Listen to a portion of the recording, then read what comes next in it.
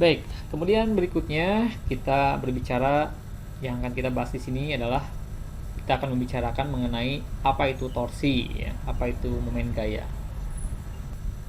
Jadi torsi ini adalah penyebab dari perubahan gerak rotasi. Ya, torsi adalah penyebab benda berotasi. Nah, torsi rumusnya ini, ya. Nah, oke, dari sini, dari rumus yang atas ini ya, kita bisa menurunkannya menjadi seperti ini. Ya, ini jadi ini simbol torsi. Ini R ini adalah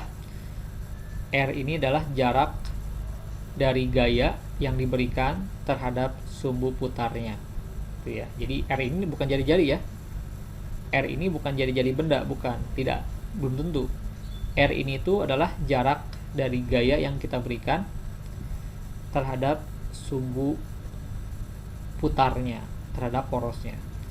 Dan ini F ini adalah gaya dorong yang kita berikan pada benda, kemudian dikalikan dengan sin theta. Theta ini adalah sudut yang dibentuk antara R terhadap F ya, antara R dan F. Nah, jadi torsi ini dia dipengaruhi oleh 3 hal ya. Yang pertama dipengaruhi oleh jarak antara gaya terhadap poros, yang kedua dipengaruhi oleh gaya dorong yang kita berikan, yang ketiga dia ditentukan oleh sudutnya, sudut antara R dan F. Oke, nah contohnya kita lihat di sini ya. Ini contohnya. Ini misalkan ini sebuah pintu ya. Contohnya ini sebuah pintu yang kita lihat dari atas. Ya, ini kita lihat pintu dari atas nih ya. Jadi kan ini bentuknya seperti ini. Ini porosnya ya, ini porosnya. Ini si pintu ini misalkan kita dorong ke atas ya, kita dorong ke atas. Sedangkan R-nya itu adalah jarak dari poros ke gaya dorongnya. Gitu ya. Gaya dorongnya. Nah, kalau bentuk gambarnya seperti ini, maka R-nya itu adalah dari sini ke sini jaraknya. Sedangkan F ini adalah dari arahnya ya, arah gaya yang diberikannya. Nah, seperti itu. Nah, di sini kalau kita lihat dari gambar ini, maka sudutnya itu adalah ini ya, jarak nilai sudutnya itu. Kalau misalkan arah gayanya ke atas gitu ya, vertikal. Kalau R-nya itu dia horizon, arahnya seperti ini, maka sudutnya itu tetanya itu adalah 90 derajat.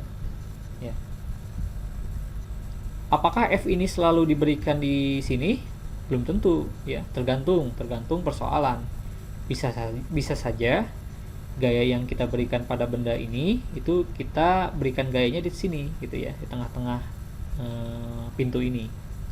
Kalau gaya yang kita berikan di tengah-tengah pintu ini, maka si R-nya itu jaraknya bukan dari sini ke sini, bukan dari ujung ke ujung, tapi dari poros ke tengah-tengah.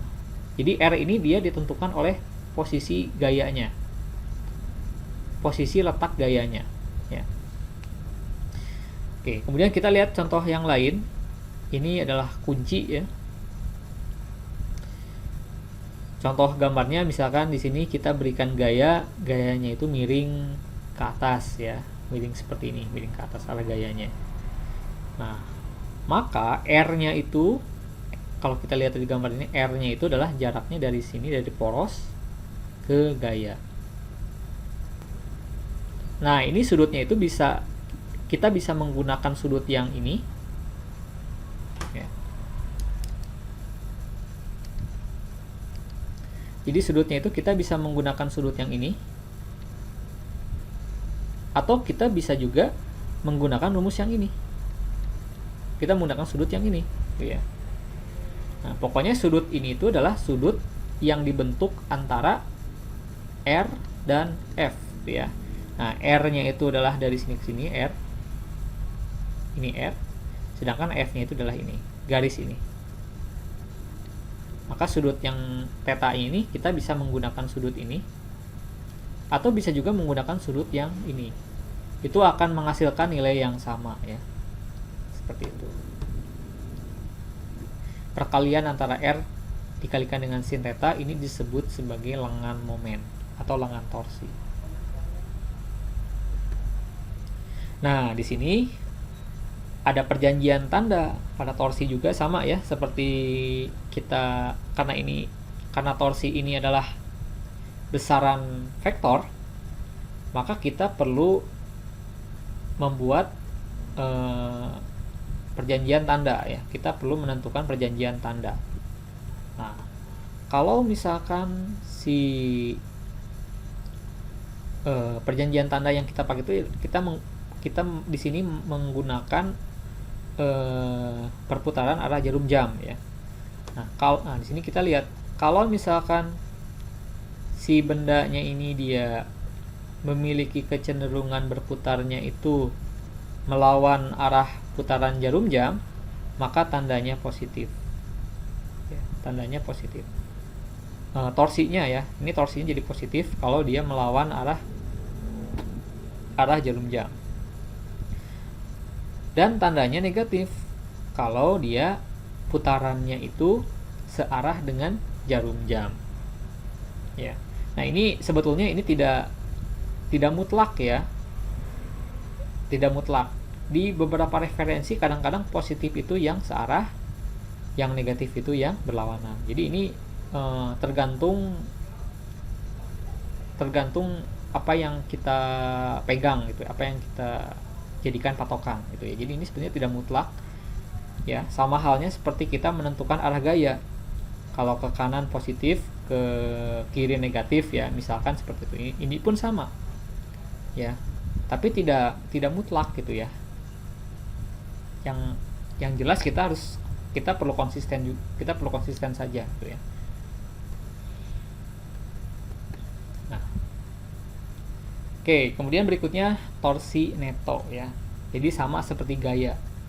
Kalau gaya itu kalau misalkan jumlahnya ada banyak gitu ya. Kalau misalkan pada benda yang kita tinjau bekerja banyak gaya, maka gaya itu harus kita resultankan gitu ya, harus kita jumlahkan. Nah, sama halnya dengan torsi. Kalau misalkan kita memiliki benda yang mendapatkan banyak torsi, maka kita perlu menghitung jumlah torsi pada benda tersebut gitu ya. Kita resultankan torsinya gitu ya. Jadi jika banyak gaya yang bekerja pada benda, maka kita harus hitung resultannya ya. Hitung resultan torsi yang bekerja pada benda. Oke ya. Nah, ini ya. Jadi kalau torsi yang bekerja pada bendanya ada banyak ya, tinggal kita jumlahkan ya. Kita jumlahkannya secara vektor ya. Nah, tinggal di sini kita lihat di sini tinggal kita lihat saja ya. Mana yang searah jarum jam, mana yang berlawanan arah jarum jam.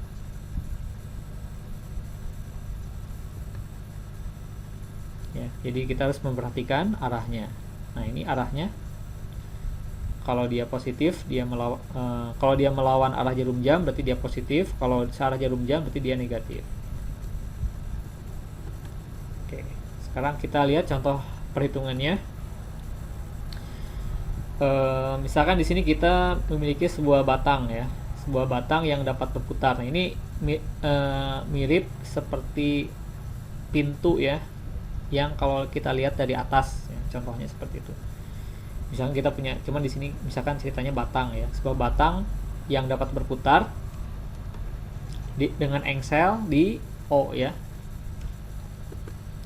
Nah, kemudian batang ini diberikan 3 gaya.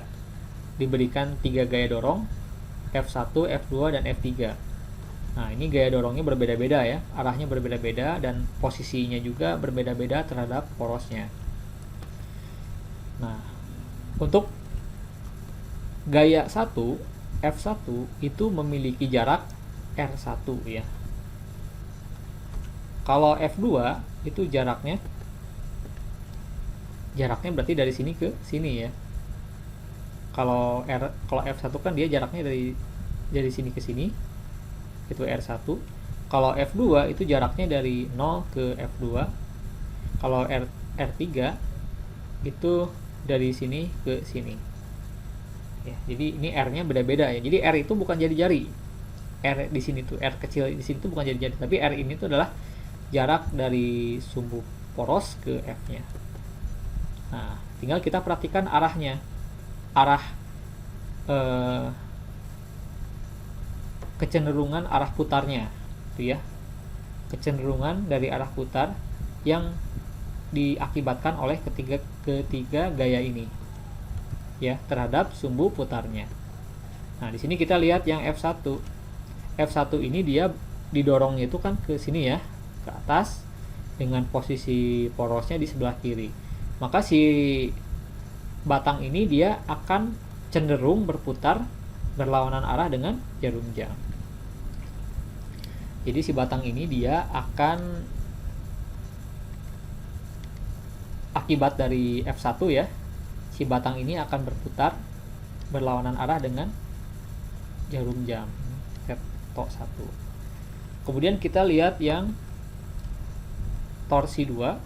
Torsi 2 ini juga sama ya, arahnya ke atas cenderungnya, maka dia juga menyebabkan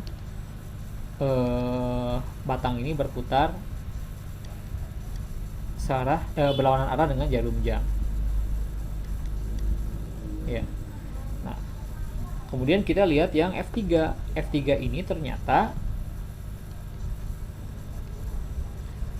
menyebabkan batang ini dia berputarnya itu searah dengan jarum jam, itu ya. Nah, searah dengan jarum jam, maka ini tandanya negatif.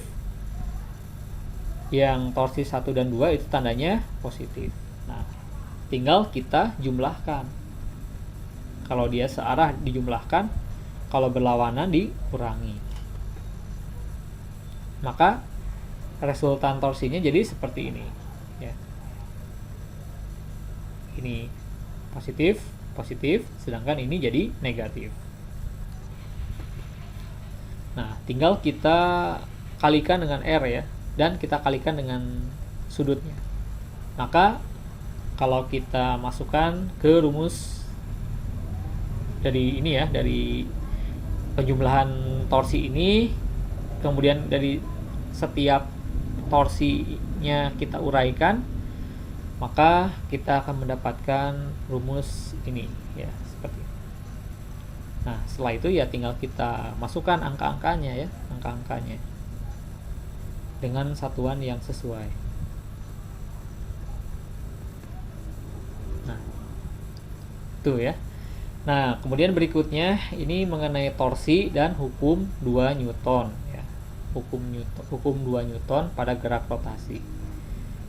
Nah, hukum sebelumnya saya ingin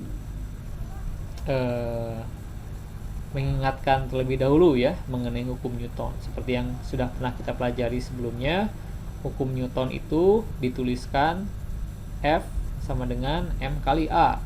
Sigma F sama dengan M kali A ya. Nah, jumlah gaya, resultan gaya sama dengan massa dikalikan dengan percepatan. Kalau itu pada gerak lurus ya. Pada gerak lurus, hukum Newton yang kedua itu mengatakan bahwa gaya sama dengan M kali A. Nah, kalau pada gerak rotasi itu bagaimana bentuknya? Nah, ternyata bentuknya juga itu memiliki bentuk yang analog ya, yang serupa. Ya, yang serupa. Nah, bagaimanakah pengaruhnya terhadap putaran benda? Nah, sekarang kita lihat. Misalkan di sini kita punya sebuah benda ya. Ini contohnya misalkan sebuah gerinda gitu ya. Gerinda ini saya memiliki sumbu putar, porosnya itu di sini ya. Kemudian si gerinda ini kita dorong. Kita berikan gaya ya di ujungnya itu. Kita dorong arahnya ke kanan dengan gaya F, maka si gerinda ini akan berputar ya, akan berputar. Yang awalnya misalkan awalnya bendanya diam gitu ya, kita dorong, maka benda ini lama kelamaan akan bergerak dengan kecepatan sudut yang bertambah gitu ya. Seperti itu. Nah, maka di sini torsi, kalau kita tuliskan kembali rumus torsi itu akan berubah menjadi ini. Torsi sama dengan momen inersia dikalikan dengan percepatan sudut ya. Momen gaya sama dengan momen inersia dikalikan dengan percepatan sudut. Nah, ini kalau kita perhatikan ini kan mirip ya, serupa dengan hukum Newton. Hukum Newton yang kedua pada gerak lurus ya, yaitu F sama dengan M kali A. Nah, ini dapat disebut juga sebagai hukum 2 Newton untuk gerak rotasi ya. Seperti itu ya. Jadi kalau pada hukum Newton yang kedua pada gerak lurus itu, pada gerak lurus itu kan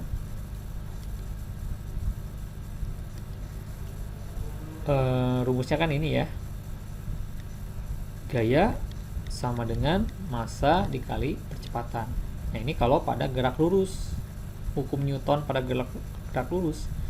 Kalau pada gerak rotasi, F-nya ini dia akan diganti dengan torsi, momen gaya, M-nya ini diganti dengan momen inersia, dan A ini diganti dengan percepatan sudut ya. Jadi kalau ini pada gerak lurus, kalau ini pada gerak rotasi. Hukum Newton 2 untuk gerak rotasi.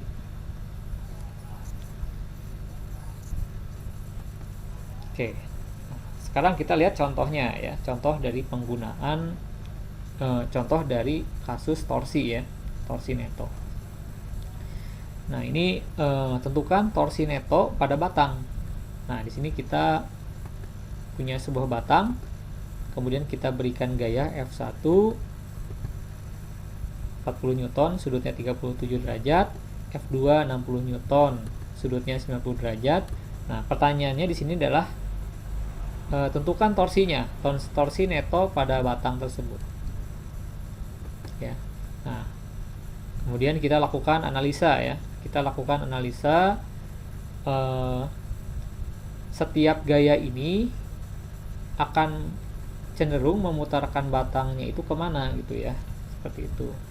Nah, di sini kita lihat F1 ini adalah gaya F1 ya, arahnya ke sini ya, ke kiri atas tuh ya, dengan porosnya itu ada di sebelah kirinya. Nah, F1 ini akan cenderung menyebabkan benda itu berputar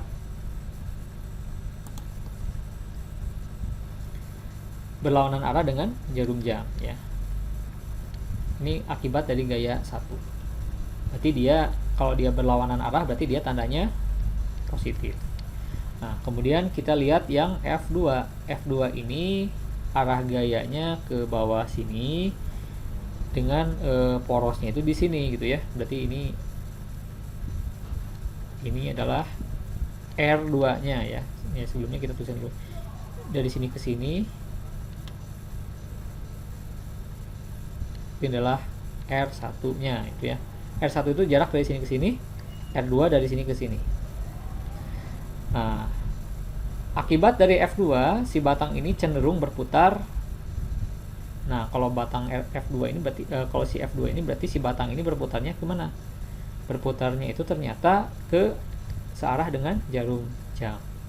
Berarti di sini tandanya akan negatif. Nah, jadi di sini ada dua pengaruh dari F1 yang memutarkan batang ini ke berlawanan arah. Yang kedua, pengaruh dari F2 yang memutarkan batang searah dengan jarum jam. Nah, langkah berikutnya tinggal kita tuliskan, berarti torsi netonya itu sama dengan torsi 1 dikurangi dengan torsi 2 karena arahnya berlawanan. Ini tandanya negatif, ini tandanya positif. Nah, setelah itu tinggal kita masukkan, tinggal kita uraikan ya rumusnya. Torsi 1 itu kan F1 dikalikan R1 ya. dikalikan dengan sin theta 1. Sedangkan torsi 2 itu F2 dikalikan dengan R2 dikalikan dengan sin theta 2. Ya. Kemudian kita masukkan angkanya. Seperti ini. Ya, hati-hati ini sudutnya 37 derajat, sedangkan yang theta 2 itu sudutnya adalah 90 derajat. Nah, kemudian kita hitung, maka nilai akan menghasilkan nilainya adalah negatif 6. Nah, negatif 6 artinya si batang ini ternyata dia akan bergerak searah dengan jarum jam. Jadi pengaruh dari F2 ini lebih besar dibandingkan dengan F1 ya. F2 ini memberikan pengaruh yang besar terhadap perputaran si batang ini. Oke, seperti itu. Oke. Sekarang kita lihat contoh yang ke-6. Ya, jadi ceritanya di sini kita memiliki sebuah roda yang dihubungkan dengan sebuah mesin ya.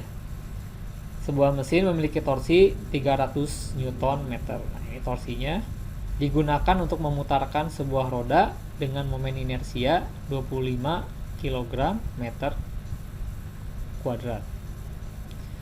Pertanyaannya di sini tentukan percepatan putarannya. Nah, ini sederhana ya.